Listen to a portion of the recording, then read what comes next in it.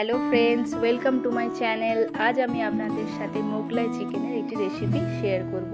তাহলে চলুন বন্ধুরা, শুরু করা যাক। এর জন্য প্রথমে যেটা করতে হবে, 500 গ্রামের মতো চিকেন আমি নিয়েছি। চিকেনটাকে ভালো করে ধুয়ে ম্যারিনেট করতে হবে। ম্যারিনেশনের জন্য 1 চামচ নুন, 1 চামচ হলুদ গুঁড়ো, 1 চামচ কাশ্মীরি লঙ্কা গুঁড়ো, 1 চামচ আদা বাটা, রসুন বাটা আর পরিমাণ মতো সরিষার তেল দিয়ে ভালো করে ম্যারিনেট করে 1 ঘন্টার মতো রেখে দিতে হবে।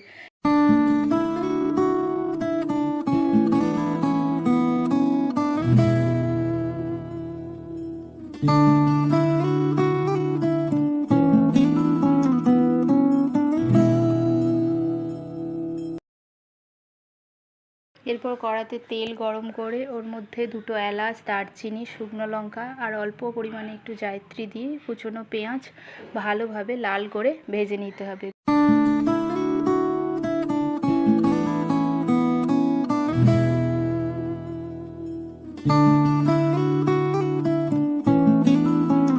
পেঁয়াজ মোটামুটি লাল হয়ে গেলে ওর মধ্যে 6 থেকে 7টা আমন্ড আর 6 থেকে 7টা কাজু দিয়ে 2 মিনিটের মতো একটু নাড়াচাড়া করে ওই ভেজে রাখা পেঁয়াজ আর বাদামগুলোকে একটা মিক্সির জারের মধ্যে নিয়ে নিতে হবে।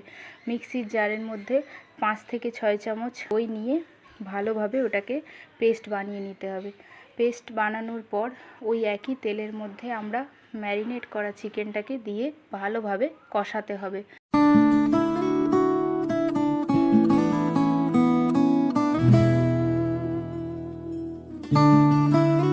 এরপর ওর মধ্যে আরও একটু পরিমাণে হলুদ গুঁড়ো, লঙ্কা গুঁড়ো আর জিরা গুঁড়ো দিয়ে ভালোভাবে কষাতে হবে। একটু কষানো হয়ে গেলে ওর মধ্যে যে বেটে রাখা মিশ্রণটা আমরা তৈরি করে রেখেছিলাম সেটাকে দিয়ে দেবো। দেওয়ার পর কিন্তু আমাদেরকে আঁচটাকে লো ফ্লেম করে দিতে হবে, কারণ ওর মধ্যে কাজু আর দই যেহেতু আছে তাহলে কিন্তু কড়াতে লেগে যেতে পারে। তাহলে ভালোভাবে কষানো হয়ে গেলে ওই বাটিটা ধুয়ে জলটা দিয়ে, খুবই অল্প পরিমাণে জল আমরা দেব।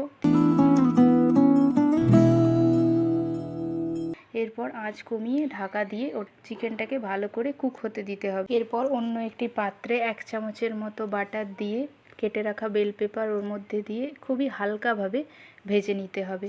ভেজে নেওয়া হয়ে গেলে ওগুলোকে একটি পাত্রের মধ্যে তুলে রেখে দিতে হবে। এরপর ওই চিকেনটা সেদ্ধ হয়ে গেলে ওর মধ্যে ওপর থেকে কসুরি মেথি ছড়িয়ে দিতে হবে। অল্প পরিমাণে একটু চিনি দিতে হবে।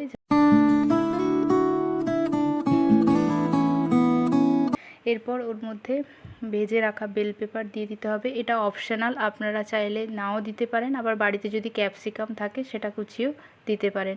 এরপর ওপর থেকে ওই বাটারটা ছড়িয়ে পরিমাণ মতো কাঁচা লঙ্কা কুচি দিয়ে নামিয়ে নিলেই রেডি আমাদের একদম দুর্দান্ত স্বাদের মোগলাই চিকেন।